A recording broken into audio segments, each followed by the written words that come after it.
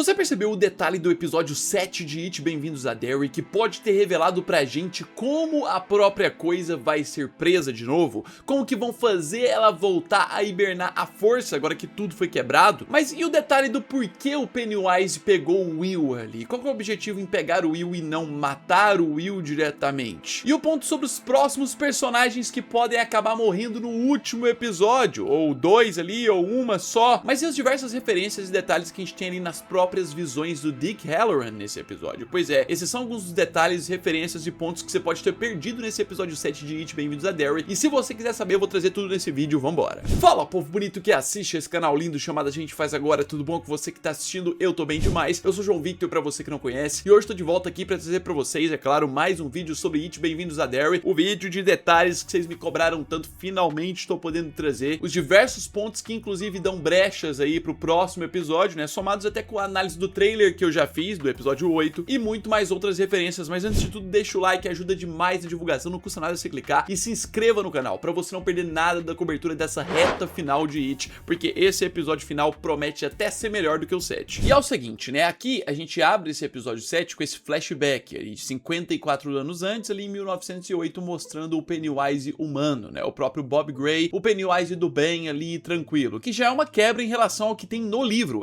Um detalhe interessante sobre essa versão do Pennywise bonzinho, o Pennywise humano do Bob Gray em si, é que no livro não é mencionado o ponto de que tinha o Bob Gray humano e tudo mais, do bem, que não tinha más intenções nem nada do tipo. Lá o Pennywise já surge como a própria coisa, assumindo esse corpo já com as más intenções desde o início. Não tem essa parte do arco aqui do humano que não tinha más intenções, do cara tranquilo, da paz, que vivia com a filha e que não tinha o objetivo de matar ninguém. Não é assim. Então aqui já tem uma diferença e um ponto muito interessante, um detalhe aqui, mas aqui ainda, um outro ponto que a gente tem aqui é sobre a cronologia que essa cena acontece em relação ao outro flashback de 1908 que tinha aparecido lá naquele episódio que mostra o Francis Shaw quando ele ainda era criança. O fato de nesse flashback aqui desse episódio 7 ter a Periwinkle, né, no caso a Kersh, ainda criança, e apresentando pro pai esse visual de palhaço e ainda feliz, entra em contraste justamente com a cena dela já vestida como esse palhaço, como Periwinkle, e triste, sem a presença do pai ali naquele outro episódio lá do passado do Francis Shaw, do general. Ou seja, essa cena daquele outro episódio, no caso o episódio 3, né, essa cena do episódio 3, ela na verdade acontece depois desses eventos aqui do episódio 7, porque nesse flashback desse episódio que mostra a morte do Bob Gray, depois que a Kersh fica descobrindo que ele some e desaparece, e ela fica triste. Mas ainda assim, voltando às apresentações do Bob Gray ali, né, antes dele morrer, antes da coisa pegar ele, ali no finalzinho do show a gente tem mais uma aparição de quem? De um dos criadores da série, o Andy Muschietti, que é o diretor da série, diretor dos filmes também, um dos idealizadores da série junto com a sua irmã, Bárbara Muschietti. Ele faz a pontinha aqui, né, agora como esse cara que tá tocando a musiquinha ali, que instiga as crianças a subirem no palco, atacar o Pennywise. Os criadores e produtores, quando gostam de fazer aquela pontinha, né, aparecendo sempre numa aparição bem misteriosa, a gente tem isso em várias séries. Mas assim, saindo dessa questão do flashback, indo pro presente, já indo pra questão ali do Black Spot, que é a grande tragédia desse episódio, com base no que acontece ali, todo esse evento de destruição e outras coisas, eles chegarem exatamente no local onde eles precisavam, isso somado com o fato da Kersh chegando ali já preparada pra poder encontrar o Pennywise, né, com a roupinha e tudo mais, isso comprova pra gente, agora confirma mesmo, que foi a própria Kersh que realmente compartilhou a informação da onde que tava o Hank Grogan ali pro próprio Clint Bowers, com o objetivo de dar a oportunidade do seu pai, entre aspas, né, que ela acreditava seu pai, se alimentar e ela ter um momento com ele, um momento mais longo e duradouro igual ela teve aqui, que inclusive rende algumas das cenas mais absurdas de toda a série, que você pode ver o desconforto da cara ali do próprio Pennywise, da própria coisa ao abraçar ela. Tipo, aqui mostrou, né, o Pennywise de uma forma que a gente não viu nem nos filmes, pra você ver o tanto que essa série tá entregando coisas muito além, e aí você vê em destaque na cara dele, o desconforto dele tá dando essa afetividade falsa pra própria Kersh, seja pela questão dele não gostar disso, de fazer isso, e seja pela questão dele querer só se alimentar dela também. Mas aí chega no ponto do porquê que ele faz isso com a Kersh, porquê que ele fez aquilo com a Kersh, de só colocar as luzes pra poder possuir ela ali, e não mata ela mesmo assim, mesmo agora ela entendendo que não é o pai. Basicamente, o Pennywise não mata a Ingrid Kersh e meio que abduz ela, né, no lugar, meio que faz ela flutuar ali, igual fez com a Beverly lá no primeiro filme de It, igual fez com o Rick It, lá no segundo filme, quando ele é mais velho, Pennywise faz isso pra bagunçar mais a cabeça dela e deixar ela preparada pra servir ele, muito provavelmente, porque ela é bem útil. Sabe assim, agora que ela entendeu que não é ele, poderia ser que ela não quisesse servir mais, mas tipo, isso aqui é meio que pra poder controlar ela agora, escravizar ela agora, ela continuar servindo, mas tudo indica que ela vai morrer no meio do caminho. Por quê? Porque pela história, e se você assistiu os filmes, inclusive, né, você sabe que a própria Kersh não aparece viva em mais nenhum ponto depois. No próximo ciclo, que já é na história do primeiro filme, a Kersh não aparece, ela vai aparecer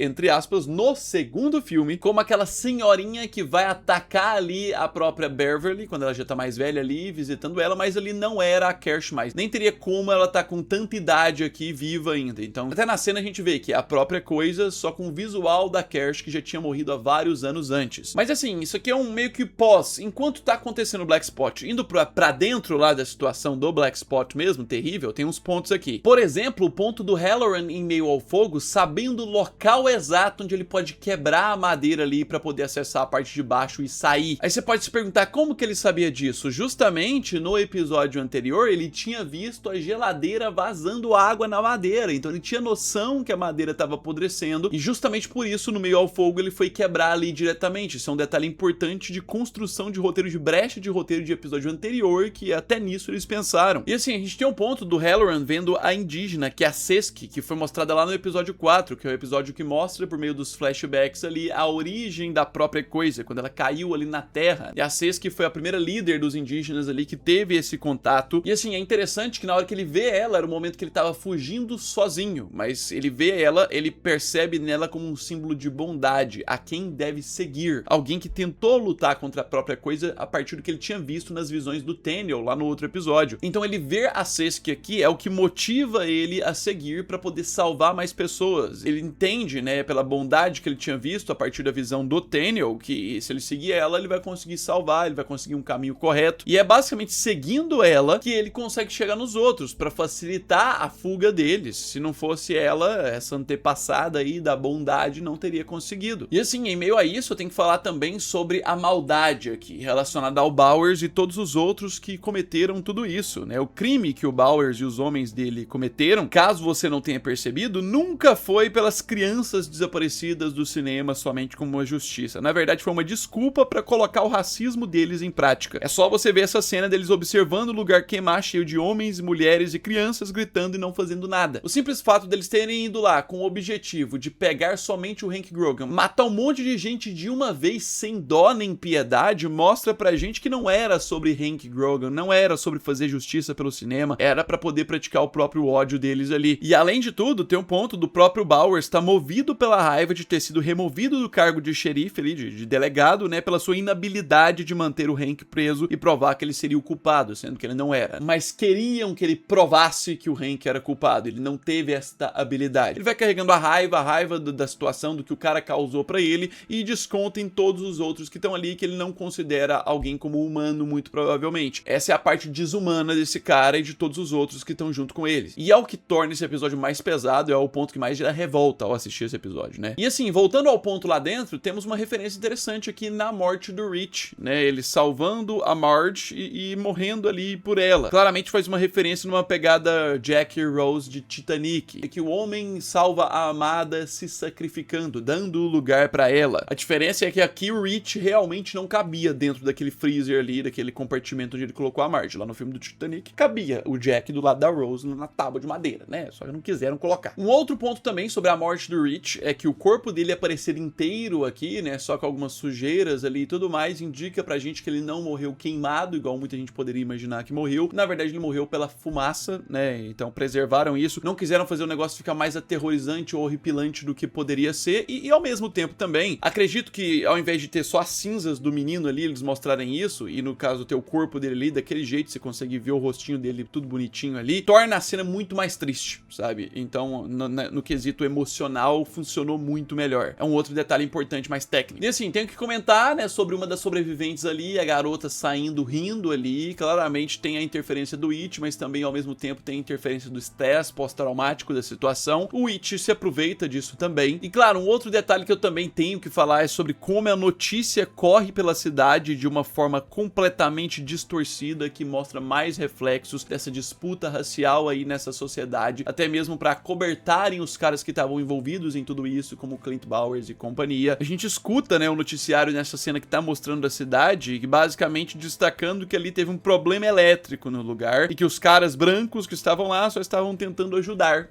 E fica por isso mesmo. Foi uma tragédia, mas uma tragédia esquecível pra essa parte da sociedade. Não tem ninguém que precisa punir, fica por isso mesmo. Sinistro. Um outro detalhe importante que eu preciso falar é sobre a Lily e a quantidade de traumas que estão sendo impostos na cabeça dela durante a temporada inteira, desde o início. É a pessoa que tem mais traumas a serem colocados e introduzidos. O próximo agora é a notícia da morte do Rich. E ela ter pouco espaço nesse episódio e voltar em cena no final desse episódio significa muito porque deve ser o último que vai dar mais espaço pra algo muito pesado acontecer com ela. Aguarde, isso é um detalhe muito importante, se prepare. Mas aí indo pro ponto dos militares, né, a gente tem um artefato que o Halloran consegue localizar ali, que é a própria Cês que deu a pista, eles encontram ali e tem um detalhe importante sobre o artefato ter ficado escondido dentro de uma carapaça de tartaruga. Os próprios indígenas guardaram assim. A gente tem a cena deles guardando esse próprio artefato lá no episódio 4, nos flashbacks. A gente sabe que as diversas aparições de tartaruga nos diversos episódios dessa série fazem referência à criatura cósmica chamada Maturin. Ou na versão em português, o pessoal gosta de falar muito Maturin, né? Basicamente seria o símbolo do bem. É o bem contra o mal. O mal ali é a própria coisa, ele seria o inimigo mortal da própria coisa. Que não tá necessariamente presente na série, não vai aparecer Maturin no final pra salvar todo mundo e um monte de gente fica teorizando aí e tudo mais. É mais as referências à tartaruga, de que a tartaruga tá sempre ali pra poder proteger, guardar. Tanto que a partir do momento que tiram o artefato de dentro dessa própria carapaça da tartaruga, é aí que começa a dar ruim, que o mal tem espaço. Então você já consegue ver como é que vai funcionando isso aí. E falando dessa quebra de hibernação da própria coisa, que acaba acontecendo ali no final do episódio, porque o General Shaw queimou um dos artefatos, né? Essa quebra da hibernação significa que ela pode ficar pra sempre se alimentando ali sem parar, muito provavelmente, sem precisar dormir. Porque é meio que essa jaula que os indígenas fizeram no passado que fazia com que a coisa tivesse que fazer o seu ciclo. Agora que tem uma porta da jaula que foi destruída, não é só aberta, ela foi destruída, a jaula está aberta de forma indeterminada até ela precisar ser fechada. Então tudo indica que a missão nesse episódio 8, o grande ponto desse episódio 8, vai ser neutralizar a coisa mais uma vez, tampar essa porta que foi destruída da jaula. E é aí que tá, como é que devem fazer isso? É aí que tem uma pista, aí que tem um detalhe. Se você não viu meu vídeo de análise do trailer do episódio 8, veja, mas vou aproveitar as cenas que tem lá. Ali a gente tem uma cena de Lily, Marge e Roni correndo no meio da floresta, em meio ao nevoeiro ali em Derry, e claramente num dos frames dá pra gente ver que a própria Lily tá com a adaga na mão dela, o artefato que a própria Rose tinha guardado, que lá no episódio 5 foi esse próprio artefato que protegeu a Lily de ser morta pelo próprio Pennywise, né? O artefato caiu lá da mão do Tenniel, ficou com a própria Lily e tá com ela até hoje. E esse artefato não precisava ser enterrado em local estratégico, foi meio que o artefato reserva que a Rose deixou guardado num cofre por todo esse período, foi passando de geração em geração. Esse deve ser o artefato reserva que vão utilizar para poder cobrir esse espaço que agora tá faltando por conta do general ter destruído aquele outro. Ele também aparece na mão da Lily nesse episódio 7, então é meio que como se a chave para salvar tudo e fazer a coisa ser neutralizada mais uma vez estivesse nas mãos da Lily. Mas assim, ainda nesse final a gente tem o Pennywise aparecendo pro Will, que traz uma referência muito importante pra gente sobre o primeiro lugar que a própria coisa foi depois de ser liberada dessa hibernação, de forma ali que a hibernação foi quebrada. O primeiro lugar foi a base militar, justamente porque, se você prestou atenção nos outros episódios, você vai lembrar que foi deixado claro que o Hanlon, né, o Leroy Hanlon, mudou sua família para uma casa dentro da base militar. Isso significa que o Pennywise só entrou ali com facilidade e pronto, foi pro primeiro lugar ali, né? Uma outra coisa também, um outro detalhe é que o grito que o Pennywise dá com o Will nessa cena, ele grita muito com ele, né? Faz uma clara referência a questões militares, sargento gritando com soldado em voz alta e tudo mais, e ao mesmo tempo também faz referência à questão do próprio pai, o trauma que o menino tem do pai gritando com ele, sendo bruto e violento com ele, igual foi em episódios anteriores. Fora que um outro ponto é que o visual do Pennywise com esse rosto em metade vermelho aqui faz uma referência, faz meio que uma inversão em relação ao visual da Sesk, que representava o bem e que foi a primeira que tentou lutar contra ele. Ela tinha o vermelho na parte de cima do rosto, enquanto embaixo era pele normal, branca, sendo que o Pennywise é branco em cima e vermelho embaixo ali na parte da boca, que é onde ele se alimenta. A gente sabe que nada dessas coisas são feitas de forma acidental, é tudo muito proposital, ainda mais numa série dessa. E assim, ainda sobre essa questão da coisa pegando o Will, por quê? Por que que o Pennywise decide pegar o Will aqui? O principal detalhe que pode indicar a explicação sobre isso é o que a própria coisa tentou fazer com o Leroy Leroy Hanlon, o pai do Will, utilizando do Will no outro episódio, lá no episódio 5. Naquele episódio, caso você não se lembre, a própria coisa mexeu com a cabeça do Leroy Hanlon lá embaixo ali, pra fazer com que ele achasse que o Will era uma representação da coisa, não era de verdade e matasse ele. Foi o que causou a morte do Paulie. Se ele mata o filho dele ali, a coisa conseguia entrar na mente dele e pregava uma peça. Não deu certo. Mas a coisa sabe que o Leroy Hanlon, o pai do Will, é uma das grandes ameaças, porque é o cara que não sente medo, então ele precisa quebrar o cara. Justamente por isso pega o Will muito provavelmente pra usar contra o pai, é o que deve ser. Pois é, meu querido, tem muito mais outros detalhes, se vocês quiserem eu trago mais sobre isso, muito mais pontos. Em breve saem mais imagens também sobre o episódio final aqui no canal, vou trazer pra vocês a análise. Deixa o like, ajuda muito na divulgação, e se inscreva no canal pra você não perder nada sobre essa cobertura da reta final. Em breve tem um vlog também sobre o evento que eu encontrei os atores e tudo mais, teve muita coisa legal que eu não mostrei aqui pra vocês ainda. Fica ligado que já já sai, já já eu tô de volta. No mais é isso aí, um abraço,